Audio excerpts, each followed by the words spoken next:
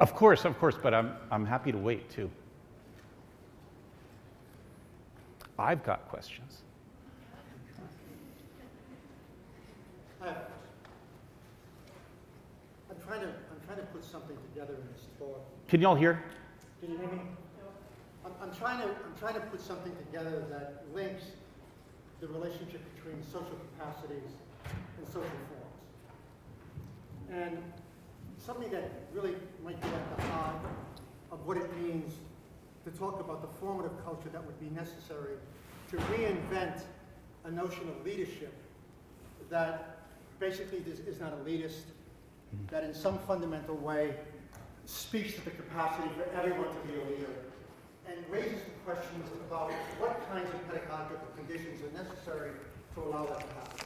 That's one issue. In what way can capacities be nurtured in which the question of leadership becomes democratized? So that we don't sort of assume that leadership is something that's limited to few people who now we just rely upon as resources who can help in some way provide the ideas and guide a sense of political organization.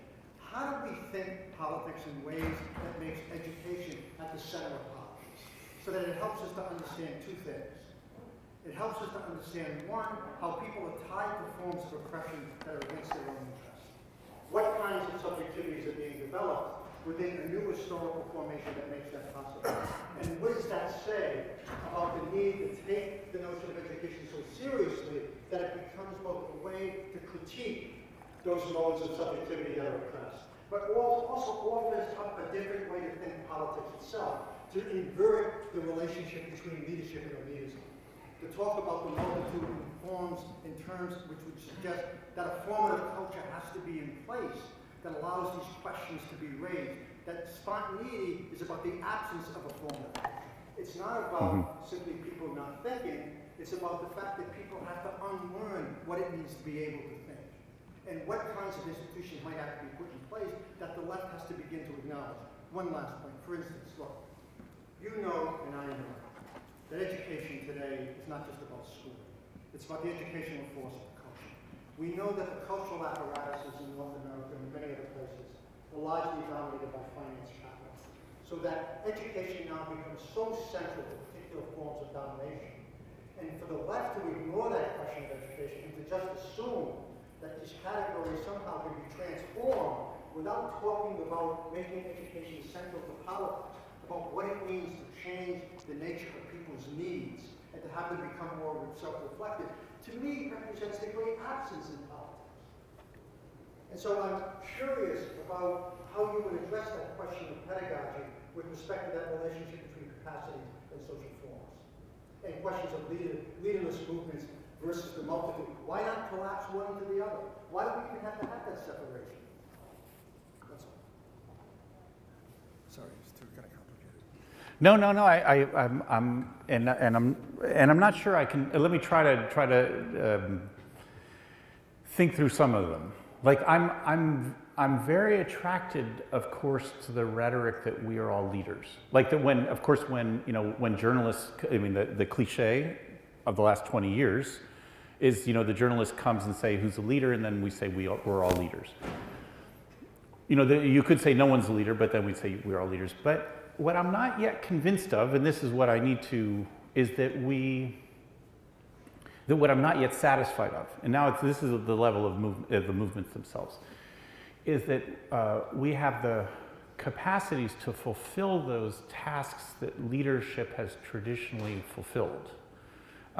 That is, in some ways, guaranteeing, I am putting a value on the continuity of projects and on the effectiveness of, I kept using the shorthand of counterpowers earlier, of being able to confront the ruling powers.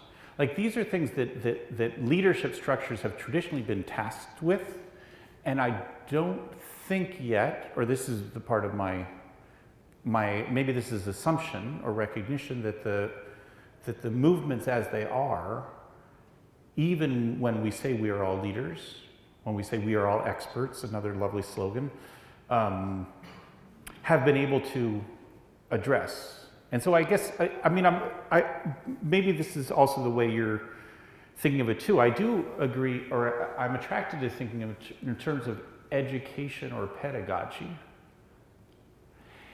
But as long as they're, so even, let me come back to my Du Bois example that I skipped. So Du Bois too interested in pedagogy. Like what I was thinking of is a passage in Du Bois's book called Black Reconstruction about the period after the US Civil War and about freed slaves. And he's both interested in the possibilities of a democracy, of a racial democracy, of not only a black participation, but a new kind of democracy, but recognizing the incapacity of freed slaves of collective self-rule. And maybe that's just the way I'm posing it. What he put, the phrase that I'm thinking of in Du Bois is where he says that the black masses in the US South at the time were poor and ignorant, and trying to institute immediately a democracy of that population would just be the rule of ignorance and poverty. So he thought too that there has to be a kind of educational process. Like that we aren't spontaneously capable of self-rule. Maybe that's just the way of putting it. We're not born that way. In fact, we're trained out of capacity of being, but there's no, I don't see any natural human characteristic to either mutual aid or collective self-rule or anything like that. It has to be learned. What my hesitation about, and I'm not sure if this is your hesitation too, or if I'm more hesitant on this regard, is the kinds of hierarchies that I find continually pop up again in forms of either the role of the intellectual, an educational format, even forms of pedagogy. Like the role of the intellectual, for instance. Yeah, let me just give you the kind of cliche, but the kind of cliche that often functions in my mind. Like I often when I'm at something like, when I go somewhere for a, some sort of an action, like, I don't know, Frankfurt for some, Blockupy thing, it's inevitable that a German journalist will say to me, well, okay, like Michael Hardt, what are you telling people to do? Fuck, I ain't telling people anything to do. Like there's no, first of all, they wouldn't listen to me for good reason. But also that's not the role, there isn't that kind of role of the intellectual as the separate one who thinks. Rather, I'm very admiring of, and those, like there's a whole series of young scholars in anthropology and other disciplines who think of fieldwork as a kind of co-research in which the intellectual function, like not only is the production of concepts done collectively either in social movements or in other social formations, but that the role of the intellectual or the researcher is to work along with and alongside with them. Like, I'm attracted to that idea, but that too, maybe this translating in other terms, that I feel like I need someone to tell me, and it could be that Henry could tell me or one of you too. I'm not yet clear about what a new notion, what a different notion of pedagogy without hierarchy would be. I know that we've had, I can, once I say that, I can hear all of the things of the last decades, educational proposals that have that in regard, but I'm not so, I guess I'm not convinced of it yet.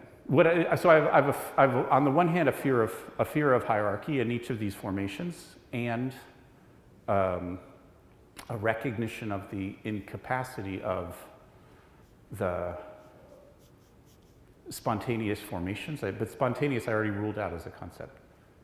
I'm struggling with it. Maybe just leave it at that. Yeah, go ahead.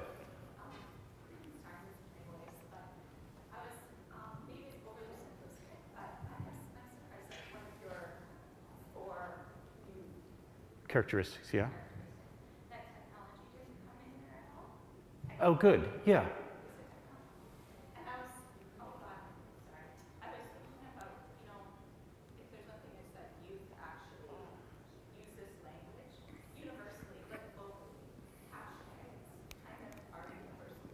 Yeah. And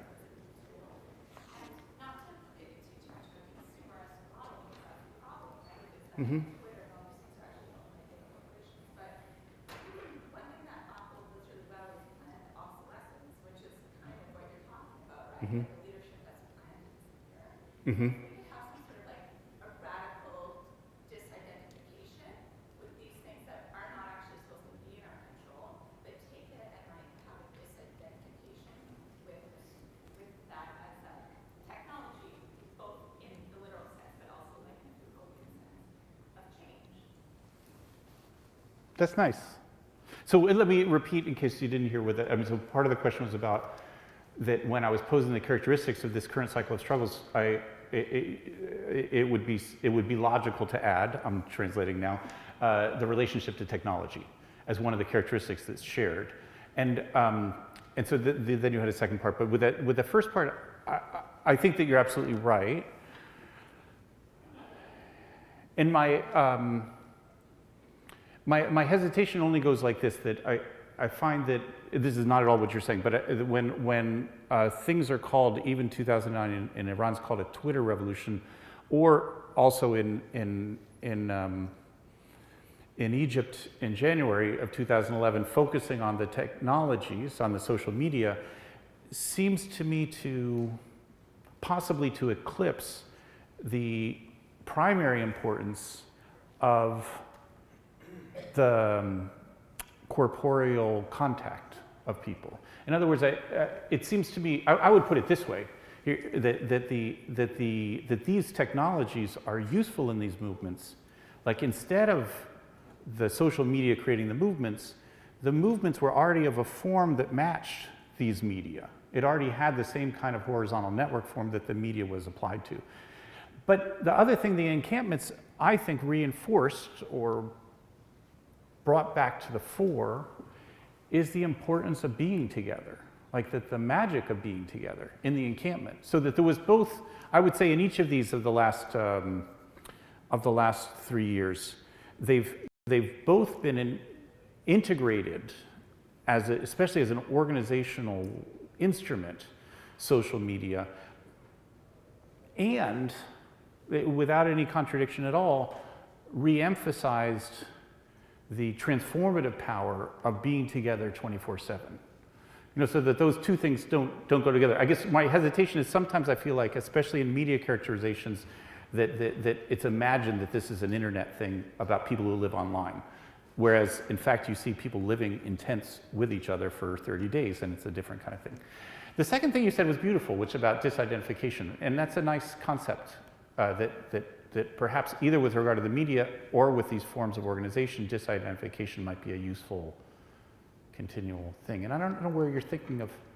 I was thinking of Jose Munoz's idea of disidentification. Oh, you were too. Okay, we're on the same wavelength. Good. Go ahead. Relating to that question of technology, I think we have to evaluate everything you said in the context of the national security state. For example, what happened with the Occupy movement? Probably from day one, it was penetrated by NSA, spies everywhere. They knew what everybody was saying and communicating right from day one. And basically, they defused the Occupy movement, targeted them right away. And we have a long history too, going back to the Black Panthers and everything, going right on the program, Gladio. And so, you know, we have to evaluate everything you said, which is good ideas and good insights. But what happens in that context now, this all prevailing status of, you know, the technology they're using, spying on the movements, and how does that change everything? That dialectic you're talking about, leadership, right. Mass movements. On top of that, go ahead, please. Yeah. on top of that, the mass media discredited the entire Occupy movement by saying it didn't have leaders and it didn't have any causes. Of course, they had lots of causes. But right. The media, the supposed left media in America, didn't report that. I mean, getting to the cut to the chase here. I think you're putting the cart before the horse. First of all, you got to have. I'm trying to put the cart before the horse. Uprising. And then you don't have to worry about, you know, who's going to lead it. Somebody's going to come forward and lead it, whether it's one person or 10,000 people. They're going to lead it. I mean, look what's happening now in America.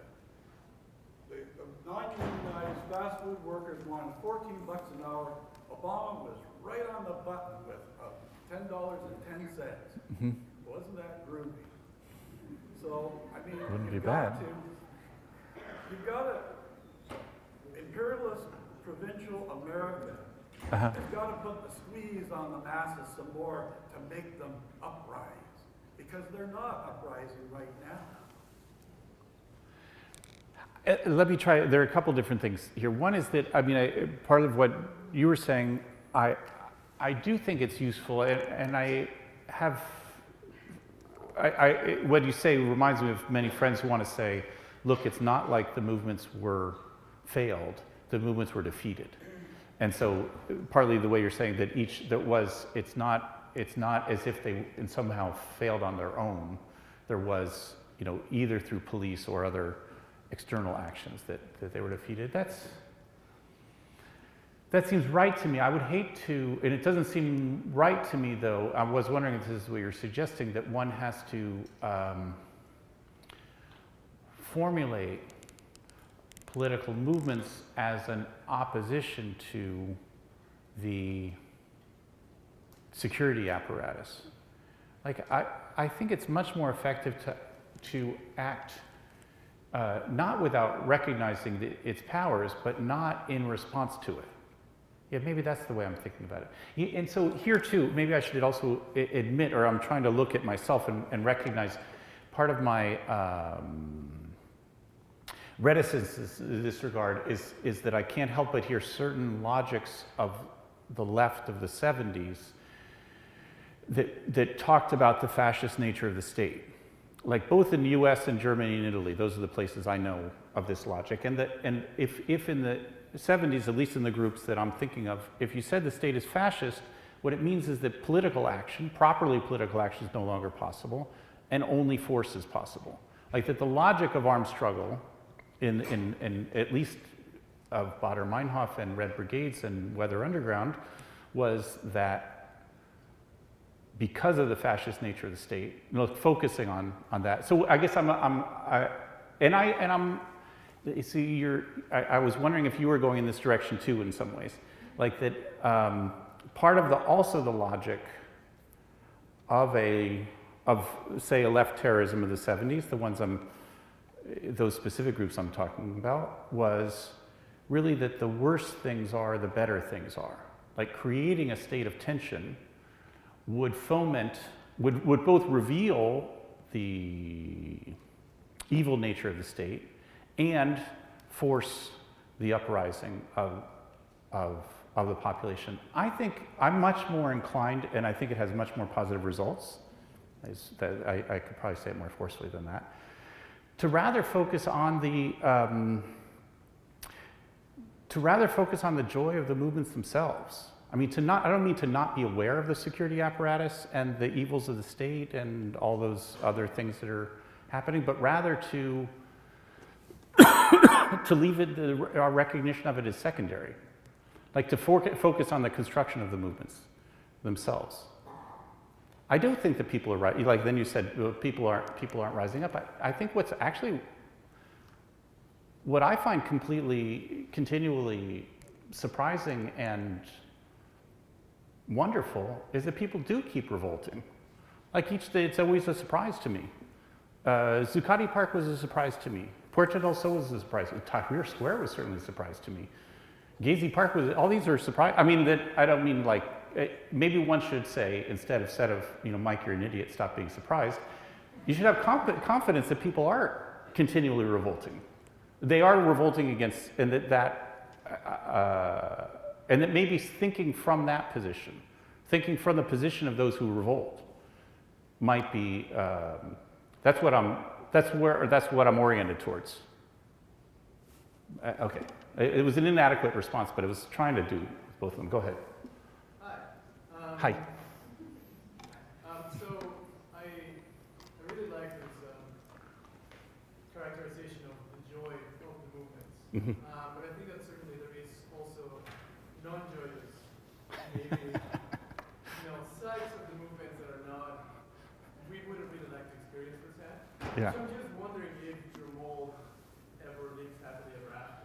So if your story, as the way you see it, Yeah. is some sort of, I don't know, establishment of minimal conditions of justice in the form of institutions that allow for deliberative processes or something, or do you see it as just an infinite continuum, where the creative tension is the important thing? And just, I don't know. I mean, I don't know if the, no, but see, for me, now I'm just speaking personally,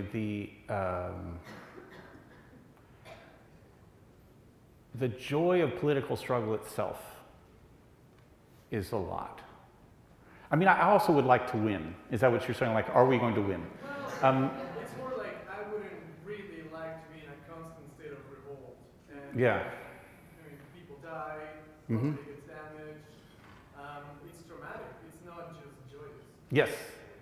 No, I agree. There has to be, and that's part of what I'm trying to think through, is that what you could put it also this way, that an activist life in recent decades has been a kind of binge and stasis kind of thing, that there's been, or at least for many activists, has been like an incredibly intense and almost unlivable condition, and then a difficulty in seeing what to do. And that we need to make that more livable in a way that's a constant process of. And now, so then friends will tell me, okay, Mike, what you need to do is you need to return to the structures of the 1930s. You need to construct a left that has those kinds of institutions. But that would be kind of make a life of the left livable and constant. Which I have a certain. No, I don't. I don't have nostalgia for it. But I can recognize those who do. Maybe I'd put it that way. Yeah, thanks. Well, I understand the fact that you wanted to formulate a question rather than giving solutions. Yeah. I actually couldn't stop thinking of solutions. Good. Okay. So, what I have in mind is that I can see a future for the first part of the question in the book, that the people or the multitude can go into the strategic realm. Because actually this is inherent in the nature. When they started revolting, opposing, they had this in mind. Whether Yeah. they were successful or not, but this is inherent in the nature to continue the struggle. And they said Right. they are new. On the other hand, I see the fact of leadership being tactical. This is against their inherent nature. Yeah. I'm thinking here of the iron law of oligarchy, for example, and all of these things in the literature that talk about the nature of leadership. It cannot be tactical. Yeah. So I'm actually confused here of the feasibility of the second part of the question. And especially, I'm of an Egyptian origin. I'm studying Yeah. the Egyptian revolution. Yeah. And thinking of the context of Egypt right now, I can see a future for the first part. Mm-hmm. But the second part about leadership being tactical and not strategic, I'm not sure. I'm stuck right where you are.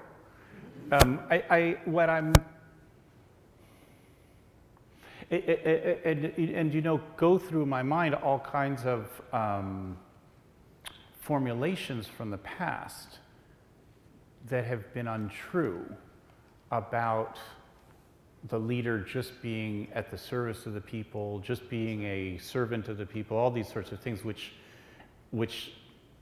I mean, I don't know. Mussolini said that, for instance. I don't know, just to give you that kind of example.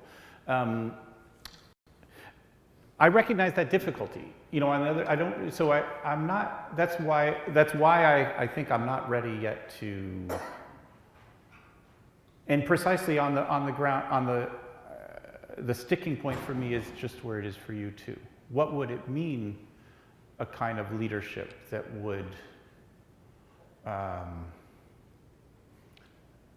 be easily disposed, that would not usurp the authority. On the other hand, I think you understand. It sounded like you understand what I'm dissatisfied with the alternative of even things that I remember myself saying and even writing about the autonomous capacities of the multitude, for self-rule and democracy. I'm trying to work through it. I'm not yet, but I appreciate exactly the dangers you're pointing to and difficulty in thinking that part. Yeah. Go ahead. Okay, so I have a two-part question, but both could probably fall underneath the concern for the public intellectual. One is more theoretical, the other one maybe not so much. first one, it happens to be Roberto Esposito in his Uh-huh. text on bios, who's trying to talk about a process of individualization that would be maybe kind of complementary to the multitude, and he arrives at this kind of with Merleau-Ponty and Gilles Deleuze with a kind of a new formation, a joyous formation. But at the end of bios, he doesn't exactly bring it over into a cultural politics. Do you actually think that there's any kind of cultural currency to these sort of concepts? Does the public intellectual have some kind of responsibility to be formulating slogans from a philosophical band as such, or a new kind of subjectivity? These are Just say a little bit more about that. Are you guys hearing him, by the way? No? Okay. Just say a little bit more, because I didn't quite get it about the last part, like what in what way the public intellectual would have a role of formulating whatever you're saying now. well, oh my gosh. I know, yeah. I should have formulated this ahead of time, but I wasn't quite sure if it would be addressing anything you're talking about.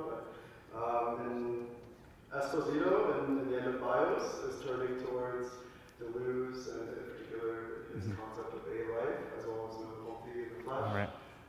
And in a particularly biopolitical context, but also he seems to think that it has some kind of identitarian currency or some kind of political currency. And at the end of that book, that's where he ends. He postulates that these are the kind of parameters that we need to proceed with, but it doesn't exactly go in that direction. Do you think that there's some kind of currency to new philosophical conceptions of the subject that can somehow respect difference? And that's what's one question. Maybe I'll have another one. Well, I think if I'm understanding you right, I do think that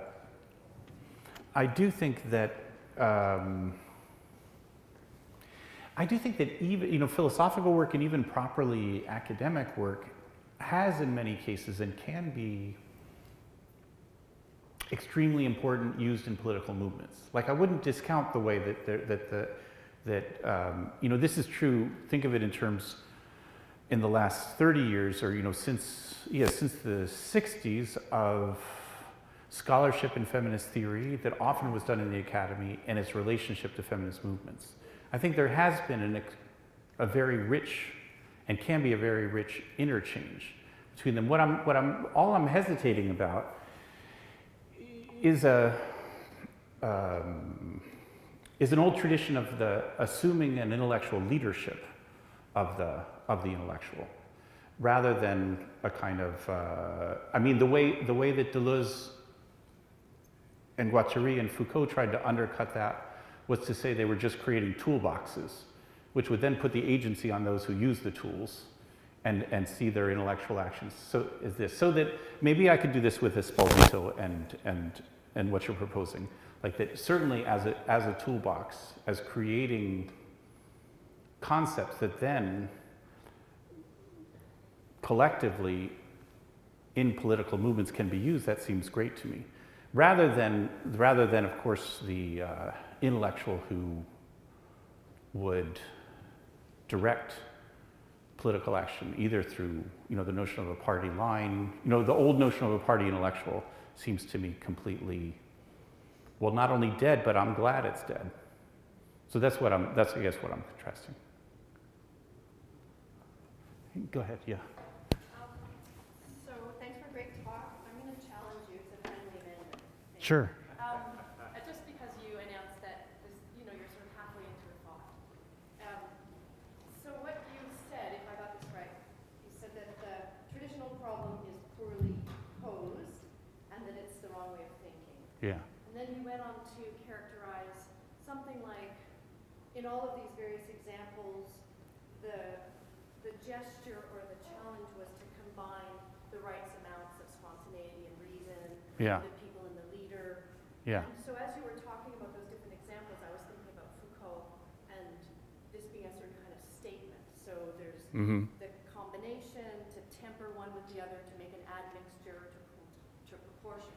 Yeah. That's the thing that you were calling a poorly posed Right. So I was actually expecting you to go somewhere else and to think about a different kind of statement or a different kind of function as a political opening. Oh. But what you did is you just inverted them. Yes. So then you said we've got, let's just switch them around and attach tactics to leadership and strategy to Popular the movements. Yeah. uprising. Yeah. But doesn't that still preserve the The challenge form. of proportionality and getting the right admixture? So I'm not saying Mhm. that you're wrong about it. I'm saying that if you charge the traditional problem with having been poorly formulated, maybe this thought is also equally poorly formulated in the sense that it's still working with the same statement. Mm-hmm. So is there something else there that I'm missing, or Nope. does that help you see maybe something about the limitations of that speech? Well, Thank you. I agree. I agree with you that that would be a more radical proposition or reformulation to exit the thinking of strategy and tactics and thinking the relationship between popular movement and leadership.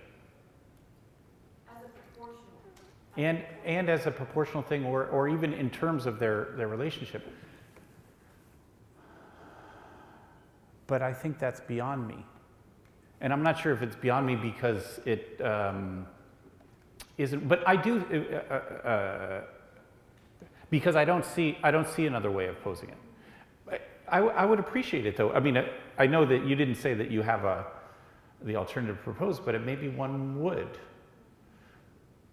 The inversion does seem to me quite significant or challenging. In fact, the way you were posing it, maybe it's too challenging even. I mean, in the sense, can we make sense of such an inversion already as a challenge? Well, maybe one way is to collapse the categories into each other. Maybe that's basically what you're getting at. All right. Or at least certainly what I would get at. I mean, the issue is not an inversion. The issue is Yeah. to collapse those categories in ways that amplify the qualities of both in a new way to formulate what the political means.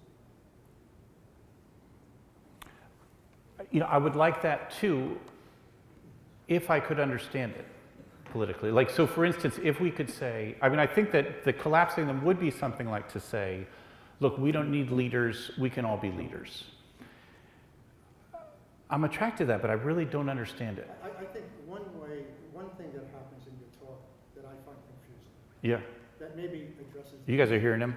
that more or maybe, less. that maybe addresses the issue, and that is, why should we assume that authority in some way is always about hierarchy? Why should we assume that? And why can't we assume that authority can be used in non-hierarchical ways or in a way that's directive, but actually explodes the notion of hierarchy? What might that mean in terms of how we begin to formulate the role of intellectuals? What might it mean in terms of the role of larger formative cultures? What might it mean in terms of refashioning the question of agency? Because in the end, this is really about the struggle over agency. That's really what we're talking about here, right? So what's the foundation for that? What kind of language do you want to use? What kind of institutional, political, and cultural forces should we begin to think about putting in place to reformulate that struggle and to make it something other than operating within the kinds of categories that now lead us nowhere?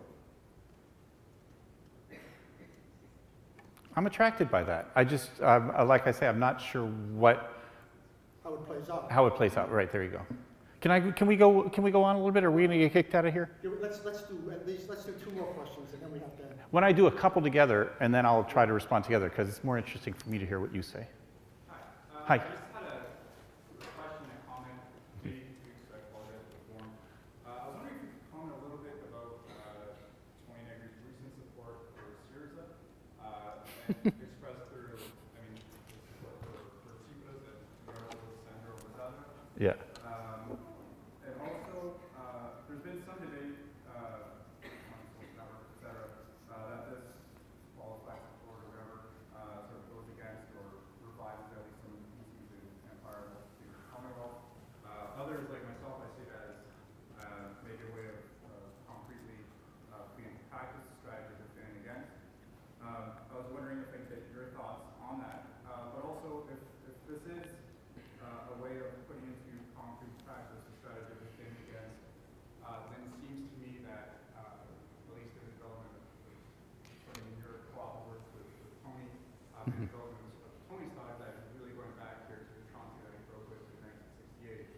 in the sense that it seems to me that this, however this qualified support for the European Left Party or is precisely expressing a specific strategy, not in a formalistic sense that Trump had expressed it through the party in the fact or the party within the state, but through in these workers' terms, a multitude use of the party. Right. So we're working within, again, working within the institutions to explore them, to open up the European sphere, that type of thing. And secondly, as more of a comment, again, the strategic reversal that you're talking about is already in Tronti. It is in Tronti. Yeah. And for Tronti, the key for the tactical moment, which is, you know, talked about whether it's charging Vanguard or not, was that it accelerated the strategic moment, as a subjective printing practice was already implicit in the strategic moment. This is something that Tony develops in his book on Lenin. So I'm wondering if, to the point I would argue that Tony probably just collapsed into, as is suggested, or as proposed by one of the Henry, comments. So I'm wondering, again, if the strategy today that the multitude is expressing is a desire for the commons, for reappropriation, as a corollary to material labor by production, the tactical moment to me at least seems, referring back to Tronti's understanding, of an immediate reappropriation of the commons. There is no mediation, that there is no tactical moment day by day, just immediate reappropriation. Was there another one? Then I can do it together, and then go ahead, and I'll do you, and then I'll. Mine's very simple. Okay. Which is just that we started talking that, you know, these movements of recent have a different character in the sense that they're not so nomadic. Yeah. And that they're more Sedentary, I said. Yeah. localized perhaps. Yeah. That they might even be rooted into neighborhoods and specific geographic locations. Yeah. So I was just curious what you thought about to think about the question that you posed at the end in terms of how it applies to different scales, right? Is it, when we think about it in terms of the local scale, does that change when we think about it in terms of the national or international scale? And does that help to clarify, clarify how we might think about the question? That's just right. That's important. Yeah. Go ahead. Thanks for your talk. Really good. So we talked about the ebbs and flows of globalization. Use the river analogy. And I think what I started to think about is that the ebbs that exist, so the moments when organizing goes underground, happens in so many different places that I think become overlooked when we have a focus on looking at really large scale, spatially independent numbers mobilizing, and we say that is mobilizing, that's the moment of action. But really, those moments of action which sometimes take place in jail cells, or in communities, or within small workplaces, or within union structures. Those ebbs and the moments when the cameras are not on are the things that allow those moments of large mobilization to actually exist to come together. And I'm wondering about the conversation you're having about leadership and the idea that a leaderless movement isn't necessarily effective. So one of my questions for you is, how are you measuring effective? Does effect need to be something that is spatially very large and that is visible and on cameras and affects thousands of people? Or can we think about effective as taking place at smaller scale levels amongst people who can't escape struggle because this is the very conditions that they live within every day? And can we look at people who live in struggle on a very daily basis as leaders instead of having a certain celebrity culture of leadership, which is very much borrowed from democratic structures where we elect leaders, of being able to singularly point to someone, the individual who is the leader. Also, the other thing I wanted to say is that I think looking to education as being the means to mobilizing people is not necessarily the most effective because education is not accessible to people because it costs money and it's private. Even within Canadian structures, it's private, people pay for it. Education might have been meant in a more generalized sense than rather just formal schooling, but Anyway, okay, there's one last one, then I'm going to be really quick, so this is really just, oh, there and here. You go first. Yeah, I'll let you just brief. Just a quick question. Can you please define neoliberalism for me? Because what seems to have to come around? I'm not clear as to whether we're referring to capitalism in general or specifically capitalism, Right. or capitalism within a decade period. And also, one more point. Why should we reject the Vanguard Party? Because it wasn't both occupied. Hold it, hold it. Why should we reject? The Vanguard Party, like the conception of that, because having been involved with occupied, the horizontal structure does not work. And it's just a bunch of people sitting around and people talking about their feelings and absence and all. That's exactly the point I was talking about. Like that people say either you all sit around talking and get nothing done, or we are the Vanguard Party. Like that's exactly the problem I'm trying to get at. I could do the neoliberalism thing, but go ahead first. I was just thinking in the Canadian context of the way in which the Quebec student movement. That would be an excellent example. I should have brought that up. Go ahead, yeah. That there was a sort of. Can you all hear from over there? Not really well. Talk a little louder. Okay, so there's a kind of, it seemed as if there was a resistance to declaring a leader, Mm-hmm. and then there was a kind of spokesman that came forward, and then a stepping aside at a certain point post the kind of protest. And I'm just thinking now in the last couple of weeks, there's been like a lot of, seems to me, xenophobia around the kind of anti-religious laws. And so I was wondering about your thoughts of what happens in places where there are these uprisings, they kind of ebb and stop. Yeah. Here's a leadership that has maybe come forward tactically, but not strategically, and stepped aside at the right time. And then there's a vacuum that's left. And what's arisen is something that seems quite unpleasant. Mm-hmm. And so, as a further step in research, I guess is wondering, like, what happens to these movements post the whole emerging? Yeah. Where does it go from there? How does a kind of absence of leadership or a strategy take over afterwards? Right. I'll just respond partially to putting some of these together because some of them were in fact more interesting as comments than as questions. But this is exactly what I feel the need to address, or I think is a challenge facing the movements, which is how to create the kind of continuity. Yes, I'm sorry. Yeah. How to create the kind of continuity and not have the feelings of discontinuity and the fall in the movements. So, but I'm not sure. I mean, that's what I'm struggling through for all this reasoning is to try to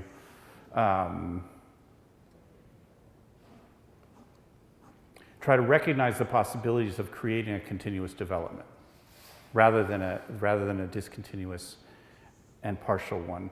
And in that regard, when you said, how do I measure effectiveness? I'm certainly, at least this is one part I want to pick up on. I'm certainly with you in that I think one should, like you are, recognizing the effectiveness of local forms of resistance.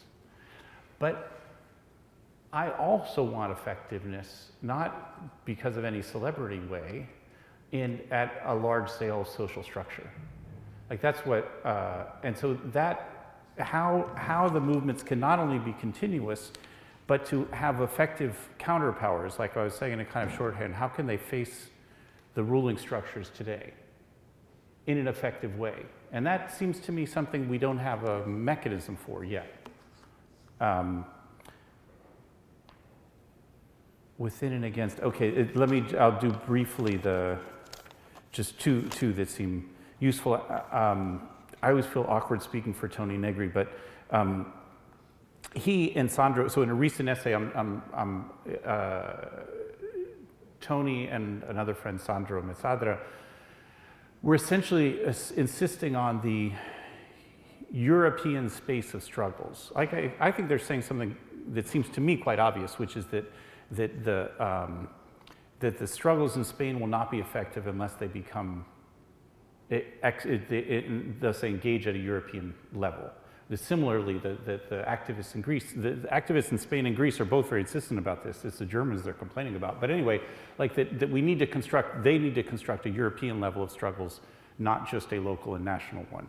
This is what Tony and Sandro keep saying. And so they said, as kind of an aside, I thought in this essay, look, even, you know, Syriza is going to run, you know, in the European elections. Why don't we, like, go ahead and vote for them? But it seems to me like rather a kind of secondary, why not vote for them, rather than that would be the struggle for doing it. That's at least the way I read the European thing. With neoliberalism, this actually seems like a deflating note to end on. I see two.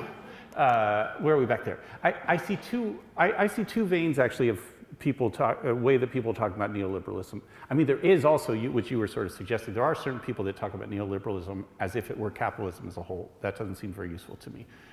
The definition that I see coming from, that came more or less from Latin America and from World Social Forum type context, was neoliberalism as a strategy of privatization, deregulation, and the destruction of public welfare structures. That seems to be a coherent definition. There's another one that's not exactly the same that I can think of, for instance, in Wendy Brown's work in Edge work, where she's talking about neoliberalism as a becoming economic of political discourse, like that political discourse and the realm of politics is becoming infected or taken over with capitalist and economic logics. It's not, seems to me not exactly the same thing, but it's another way that I see neoliberalism as functioning as a category. If what you were suggesting is that there are sometimes, I feel like neoliberalism is used in such a way or to such an extent that it no longer means anything, if that's what you're suggesting, that might be true sometimes. Let me stop though. I think it's probably a time, you guys have probably gotten tired. I think I've recognized that I'm getting a little tired. So thanks very much, I really appreciate it. Thanks for coming.